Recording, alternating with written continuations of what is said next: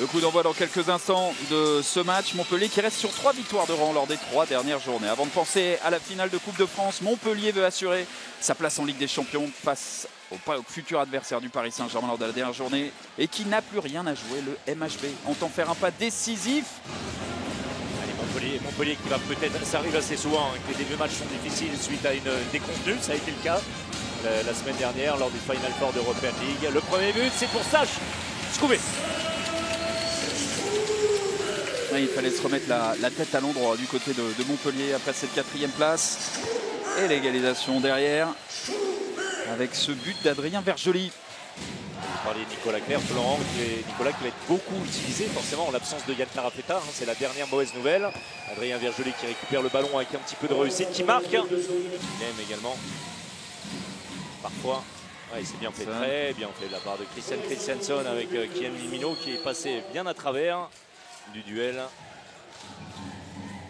Après, la passe aveugle, mais qui a aveuglé d'ailleurs Arthur Laine. Vergely vers Hong. Et regardez cet écart qui est désormais de +1 maintenant.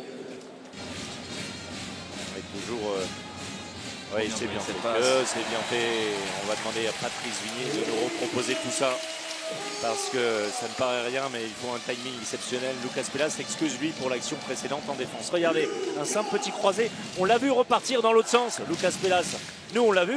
Jordan Camarero aussi. On va pas parler on va pas dire expérimental, mais face à la défense de... Ça s'est bien allé encore. Bravo pour le jeune Elliott des Blancs. Oui, qui a réussi à caler Vergely. Oui, avec le passage de bras gagnant, il s'arrache ensuite pour bien servir son pivot. Et il est en train de prendre à son compte toutes les offensives. Incroyable. Kylian Limino. Et Montpellier peut aussi passer +5. Boss, il a trouvé Scoubé. Boss. Il y a Listen avec un angle encore extrêmement restreint.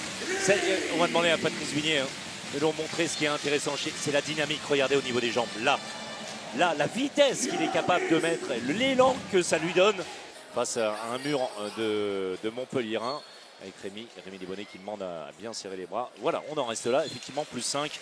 Comme vous dites, un plan, une première période qui s'est construite pour les Montpelliérains avec une première partie plutôt bien tenue par les Aixois.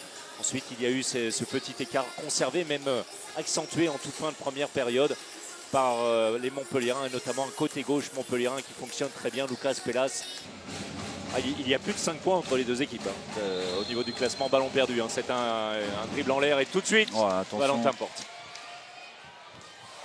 Il bat son ancien gardien, non pas sous les couleurs d'Aix ou Montpellier. Mais Gabriel de retour à 7 mètres, le tir entre les jambes cette fois d'un Rémi Desbonnets qui avait...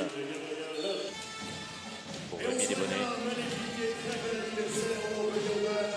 C'est avec Limino qui essaye de se replacer. Bosse encore. Fort, pour joli ballon. Aérien, effectivement, Kung Fu.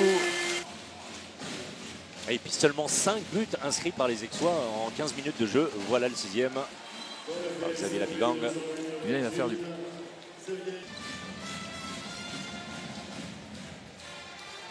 C'est bien, bravo, premier ballon. Premier ballon, une fois à gauche, le ballon qui revient. Mathieu Cornet. Et qui s'illustre, c'est bien, qui prend sa chance, c'est important.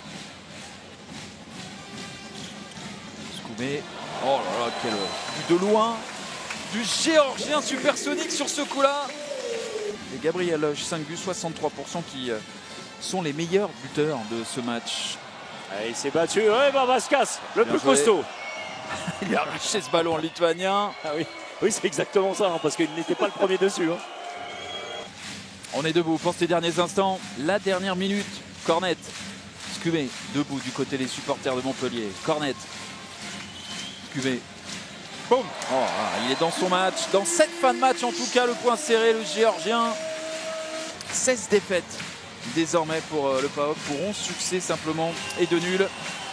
Et Montpellier assure et assume et prend donc à l'aube de cette avant-dernière journée, à la fin de cette avant-dernière journée du championnat de France de l'Iki Moly Star League, la 2e place. Il nous reste un match à aller chercher, c'est le plan de route. Allez, une semaine, 3 matchs. Voilà, la première case est cochée. On va venir faire la récup demain, commencer à préparer Chambé. Et puis voilà, la salle va être pleine mardi, j'en doute pas, ça va pousser. Voilà, maintenant, ce match-là, il est coché. On est reparti en avant et il nous en reste 2 à aller chercher, mais d'abord celui de mardi pour valider quelque chose de sympa. On avait à cœur de bien finir cette saison et d'essayer d'accrocher Montpellier et Paris sur les derniers matchs.